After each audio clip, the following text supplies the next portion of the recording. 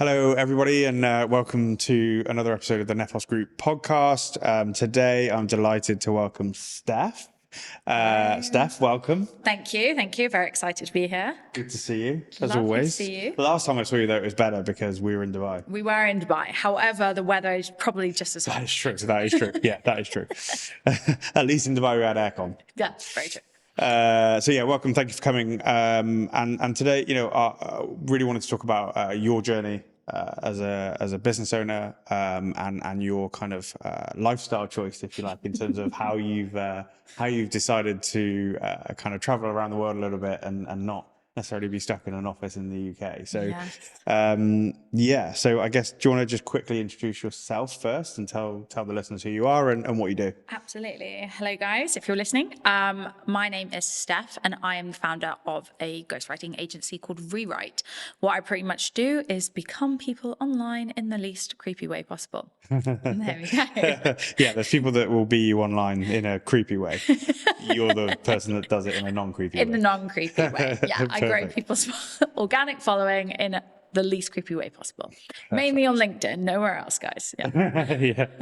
Perfect. So, like I say, today we wanted to talk a little bit about the term digital nomad, and why be a digital nomad, and I guess the first question, therefore, is what even is a digital nomad? I think that's a great question, really. I think the term digital nomad has, I would say, become so much more popular in the past year, especially after COVID and everything like that. So many more people are trying to embark on a more digital nomad lifestyle. So in my definition, I would say a digital nomad is anybody who can work online whilst traveling the world. So earning money whilst not just living in one place and just bouncing around a little bit, which is a bit like myself. So I would classify myself as a digital nomad because I am not based in the UK. I'm based in a variation of countries. However, I predominantly live and work in Bali in Indonesia. Sounds wonderful. I know, it's great. Jealous. And I guess, before we kind of started recording, we talked briefly about the difference, if you like, between a digital nomad and a remote worker. I thought it'd be interesting if you because remote workers do have a bit of a stigma negatively in some senses, don't they? So, yeah. I think there is a massive stigma, to be honest, around being a digital nomad and being a remote worker, because it goes against the traditional grain and what society deems as a successful career, or how you should technically be working. I think, remote working skyrocketed because of COVID. Everybody was at home, they were working remotely, things like that. Mental health issues went through the roof because nobody knew where to switch off or to put boundaries in. It became a very lonely space. For some people, it was one of the best things they could ever do. The antisocial ones, or the ones, you're more of an introvert. It was the dream situation for most people. And with the world becoming so digital, it became so easy to do. However, I've seen quite a lot of content, especially on LinkedIn when I'm scrolling and things, and it does trigger me in a way. However, I tend not to try and bounce in. Is a lot of people think that digital nomad and remote working is the exact same thing. I think it's completely different. I think a remote worker is somebody who is attached to a corporation or a company that then works from home, pretty much, whereas a digital nomad does works mainly for themselves, whether that's freelancing or their own business, and then they move around the world. They don't just stay in that one place and remote work. They actually bounce around. You can remote work from anywhere in the world, of course, but your digital nomad is your classic in a co-working space, moving around, trying to figure out where the best Wi-Fi is, that kind of thing. But also, just to clarify, we don't just work from a beach because we can't. It's too hot. The light is shit for the laptop. You just can't do it. But there is a major difference between a remote worker and your digital nomad, and I think both come with major pros and cons. I'm a big pro for it. However, lots of businesses don't necessarily want to support that kind of direction, and that's okay. And I think that was a kind of sideways question a little bit there, but on that point, if businesses do you think a business can hire a digital nomad, or do you think a business, because you touched on it a second ago, right, that an employee typically would be more of a remote worker, But do you think a business can hire a digital nomad? Do you think a business can hire somebody as an employee that potentially travels around the world through different time zones and things like that? Do you think that's possible for employers? I think it is, but it depends on the role. Mm-hmm. Because if it's something like super specific, so for example, you guys, you can't necessarily hire an accountant that's going to be working with your clients on a UK time zone if they are based, on the other side of America or in Indonesia, for example, or Australia. It's just not going to work time zone wise. However, you can absolutely hire a digital nomad as an outsourced role, if it's not something that is time zone specific. So depending on the values and like what it is that the company wants to try and uphold and hire into, you can of course do it, but a lot of the time it really does just depend on the role. But that's exactly why, like, for example, I'll dive straight in why I can outsource my accounting and things like that to you guys, because it's not time zone specific. Yeah. No, I agree. And the other thing, and we'll come on to the support and stuff in a second, but I think the other thing as well, we work together, we work for you from an accounting perspective, and you work from us from a social strategy and personal branding perspective. So, again, the other thing is it might be 5 o'clock here in the UK. I might send you a couple of messages and say, I'm thinking of this and thinking of that. If you like them, by the time I wake up the next day, they're done. So in a sense, that works really well. Yeah. But there are times, and I'm sure you found it as well, where, we want to have a call, and the only time we can get a call in is 3 o'clock in the afternoon. And for you, that's, I think you've been on a couple of calls with us at 10 o'clock at night and that's stuff like that. And that depends on also like how I want to, run my business. Yeah. And I have very strict boundaries with regards to like certain things. So like sometimes I won't reply to clients on a weekend. More often than not, I reply to you, Joe. But a lot of the time I like don't respond. And that's because I don't like, my time is my time. It's very important. But I really, really like, if anything, when I came back to the UK, I was like, oh my God, everybody's on the same time zone as me. And I'm now having to try and play catch up. Whereas when I'm in Bali, I'm 8 hours ahead. And I'm like, I am winning at life right now. You effectively get some, not free time, that's not the right word, but you get some really focused work time. Yeah, absolutely. Before anybody clocks on, it's 4 p.m. for me when the UK starts waking up, other than you, and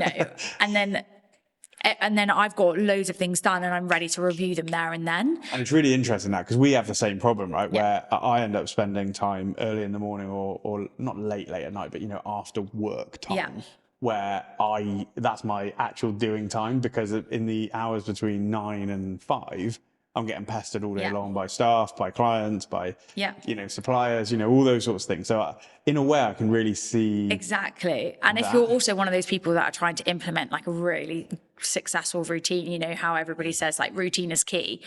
When I'm here, my routine goes out of the window. There is none of that, because like all of my calls are suddenly in the morning. I'm like back to back from 8:30. Whereas when I was in Bali, I've got all day until 4 and then my calls kick off.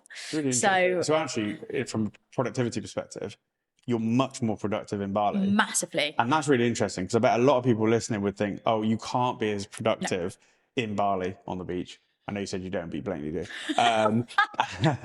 And you can't be productive in Bali, they'll say, because you're not at you're not at your office, blah, blah, blah. But actually, you're probably more productive in that sense, especially someone like you. Exactly. And I actually really am. I probably do 10 times more work when I'm in Bali than I do when I'm in the UK.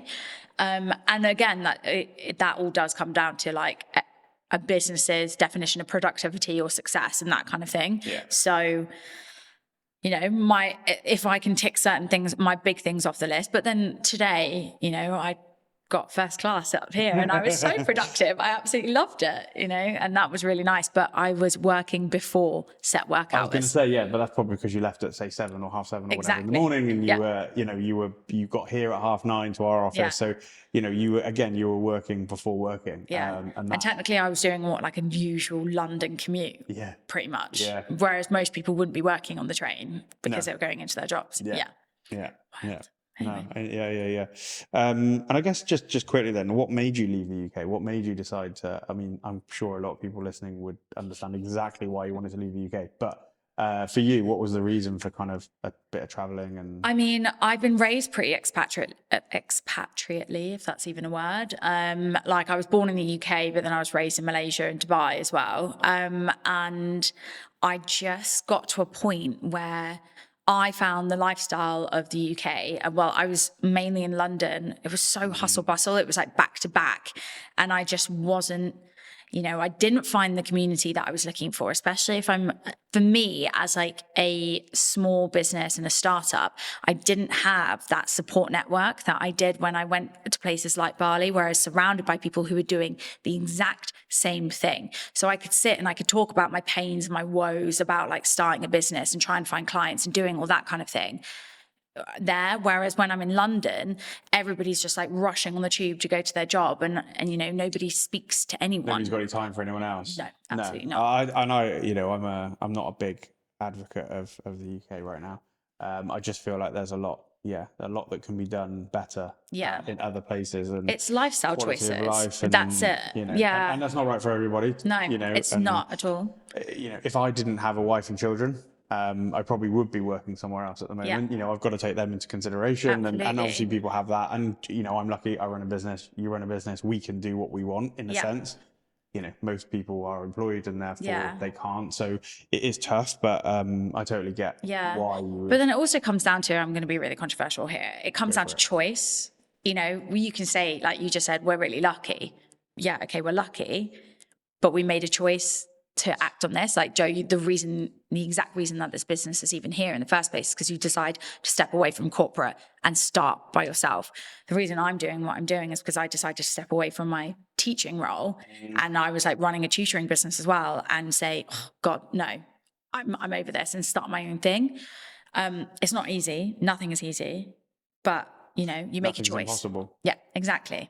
No, and you're totally right. And you don't need to worry about controversy on here, because we definitely will be controversial at times. But again, all our perspective as well. It's an opinion, right? Our opinion is that we believe that, you have a choice in life, and it's everyone has, I know there was this is totally off topic, but it doesn't matter. There was that Stephen Bartlett interview with I can't remember the girl's name. Molly May? Yeah. Is that who it is? Yeah. Don't know what she did. She Love Island or something like that? She was Love Island, and now she's like CEO or something like that of Pretty Little Thing, that fast fashion brand. Yeah. And she said something about everybody having the same opportunities in life, didn't she? Something along those lines. Don't quote me on it. And she got ridiculed online. Massively. Now, I totally understand, people's perspective in that, maybe she got a bit of a leg up and, but at the end of the day, everybody does have the same 24 hours in the day, whether you are hustling for every penny to pay the bills, or whether you are lucky enough to not have to do that. We do all have the same 24 hours, and we do all have the same choice, if you like, on how we spend that time. And we'll probably get comments telling us we're wrong with this comment, but I do agree with that. I'm not saying that she was 100% right. I'm not saying that her circumstances aren't different to a lot of people. I totally understand that, but actually what she said is true. We do only, or we do all have the same amount of time in our lives. We do all have the same choices we can make. Yes, it might be tougher choices for some people. Yeah, and that's it might be the harder. Thing. Yeah. But if you really want it, go out there and get it. That's what I would say. Absolutely. And because I think one of the main reasons she was so controversial was because she comes from like a very privileged background. You've got like a young female who is an influencer pre-Love Island. She's also white, she's pretty. It's all these things that you have to take into consideration. And so she comes from a privileged background, where somebody could be listening and they don't necessarily have those like tools or resources. But then it does come down to, I'm very lucky. I was raised in a family that I don't come from like down and out or anything like that. I never really had to like push myself to the limits, but I always worked. I chose to, even though I didn't need to. I went to university. I worked 40 hours a week, even though I did not need to do that. When I told my parents that I was going to move to Bali and I was going to work on my own business, my mum lost the plot. She was like, what are you doing? Teaching, it's safe. Come back to your job. You were earning like solid money, blah, blah, blah. Like there were months I was earning nothing. Before I even started the business, I had no money in my bank account. I was minus £2.50. And I just thought, what am I doing? But I made a choice just keep going. And people can do that. You know, I quite have conversations with my friends and they're like, I can never do what you do. And I'm like, because you choose not to. Yeah. It's a mindset, isn't it? Exactly. And the thing is, I don't do everything anyway. You know, I do certain things too. And I could, you know, I have a choice to try and scale my business. And that's one of the things that I'm trying to do. But also to do that means I need to like double down on certain things. And I probably don't have the drive. I need to have your drive, Joe, which is working until like 10 p.m. at night. But yeah, but again, that's a choice, right? And if I want to work till 10 p.m. at night, or I want to work till 3 a.m. and I want to grow a huge conglomerate, let's call it, right? That's up to me. Yeah. That's not wrong.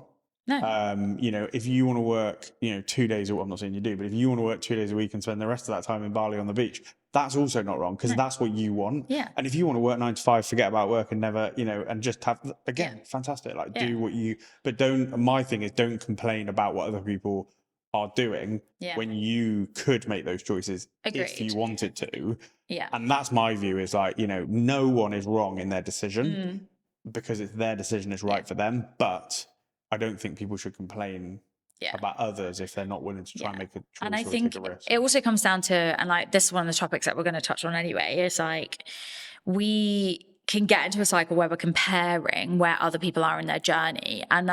And one of the reasons that they are in their journey is because they probably have a team that they've like outsourced and done certain things to, because we can overwhelm ourselves trying to do absolutely everything. And that's exactly why, like, for example, I don't know anything about numbers. You know, I don't want to do my numbers. I don't want to do my accounting. I don't want to learn about that kind of thing, because that is not where my zone of like genius is or my flow is. So as soon as, you know, like we started working together, we'd been working together for a while, and I was like, Joe, I haven't got a clue what I'm doing. And you were like, right, well, you obviously need to outsource to accounting. And I was like, okay. And people don't do that. I still see people, startups, small business owners, things like that, doing their own books. I see them complaining. I see them moaning about it. I see how long it's taking them. I see that they make mistakes and then they have to redo it. And I'm like, why are you doing that? You are clearly making money. Outsource it. Yeah, I mean, I got someone the other day, for example, and this isn't, I don't know what they do from their accounting, but you know, they charge 300 quid a day, right? We charge, our minimum fee is around that £300 a month mark, right?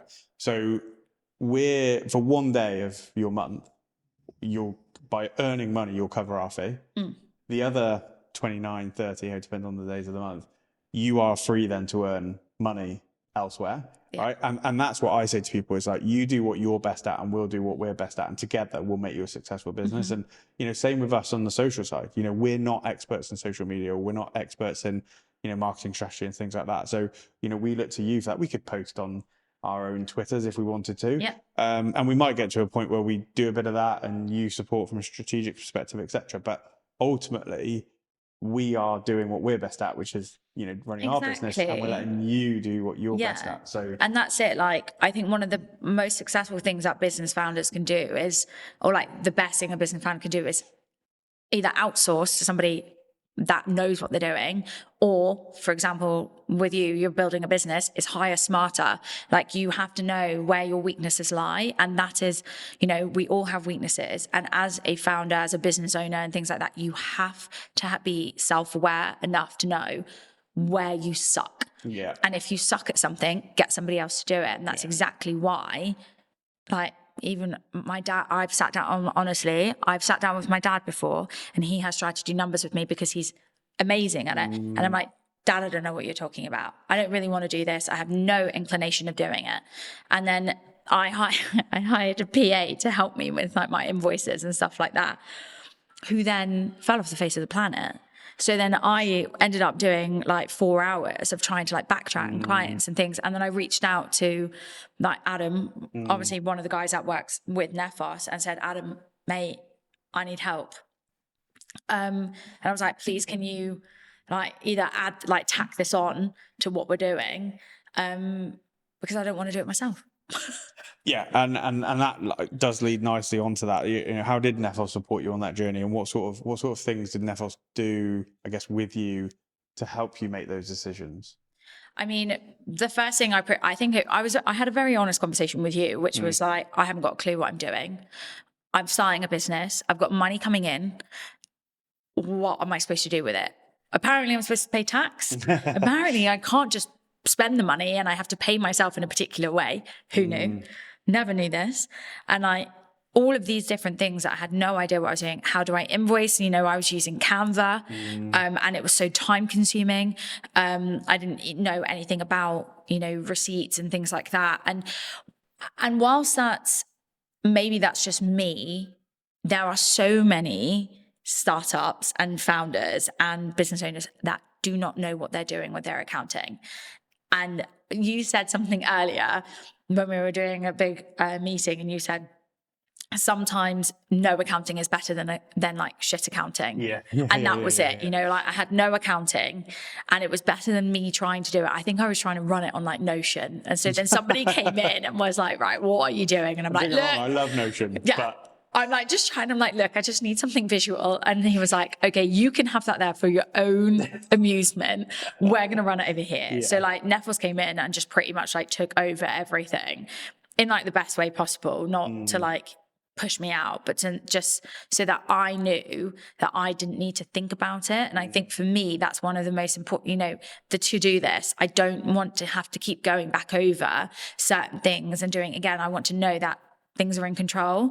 I like knowing someone's taking initiative and is controlling something that I have no idea about. So, you know, like they set up everything to do with all my books and Xero and Dext, and, you know, told me how to take pictures of my receipts, and then they did everything else for me. And then now I've asked to like tack on management with like clients and invoicing and like setting things up, because I've gone into Xero a good few times and tried to like do my own invoicing and just messed it up completely. I think I raised my own invoice on your system to myself. Yes. Yeah, you went into my system and changed it from one invoice to another, and I went in and I was like, oh, that's been changed. Okay. I just like continued my day. I changed it as well. Yeah, absolutely. But like that was the thing. I don't want to have to overthink or panic or, you know, backtrack and go, oh my God, I haven't done something, and then be chasing, because that's exactly what happened. And this is one of the reasons why I'm tacking something on, is because that happened. You know, my PA, who just vanished off the face of the earth, she then emailed and was just like, sorry, I haven't done any of these things. I'm like, well, no shit. So then I was spent 3 hours having to do it, and I don't want to do that anymore. But that's also, maybe that comes from like a privileged perspective of just being like, I don't want to do it. But you have to outsource to the people, because, you know, if you want to stay in that flow and do the things that you need to get done in your business so you can earn money, you need somebody else to do the things so that allow you to do it. And what might take you 3 hours might take us 20 minutes, for example. Do you know what I mean? It absolutely would have taken you guys 20 minutes. And the same way, you know, on the opposite side, something that might take you 20 minutes and from a social perspective takes us 3 hours, because we don't know what we're doing and how we do it, blah, blah, blah, blah. So, and we've got the tools and you've got the tools to speed those things up. So that's it. We all have our own skill sets. It's not a bad thing to then outsource or find somebody else to like help you. If anything, that will make you a better founder and a better business as a whole. Yeah, no, I agree.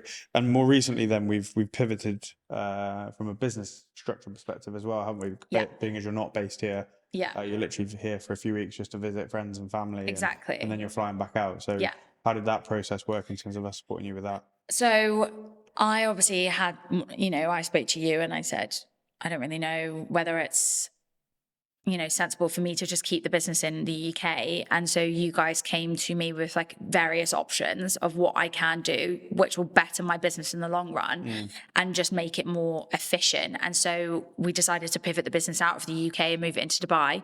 Luckily, I have family there, so I actually visit more frequently, and I used to grow up there, so it's pretty much home. So you guys helped me do everything. You put me in contact with the right person. You've helped me, you know, get all the right documents over to them, do everything that I haven't needed to think. I pretty much just handed over my card and just went, okay, here you go. Which I quite like to do. No, I'm the same in some instances as well. You know, there's certain things that you just don't want to have to like deal with. And yeah, it's just been so handy. So now I know that all of these systems are set up and I don't really need to think about it. It's the dream. It's perfect. It is. Really, isn't it? So, well, I guess, you know, that comes to the end of our conversation. Do you want to just kind of tell people about where they can find you and Yeah, absolutely. I mean, we're in the process of redoing the website. Mm. However, you can find me on LinkedIn. My name is Steph Connolly. And if you follow Joe or interact with Nephos or anything like that, you will find me there in some way, shape, form. I'll be there, connected, mutual things like that. And So, we'll put all the kind of links and stuff to follow you and what you're doing in the description anyway, so people can pick it up from there. So thank you for joining us. Thank you. Been lovely to have you, lovely to see you. And I guess probably next time we speak, we'll be somewhere country. You will be somewhere, I'll still be here, and you'll be somewhere around the world. Yeah, I'm going to Europe next Friday, and I'll be out in Europe for 3 weeks before back to Bali. Yeah, it's a great time. There we go. So thanks for listening, everyone, and we'll see you on the next one.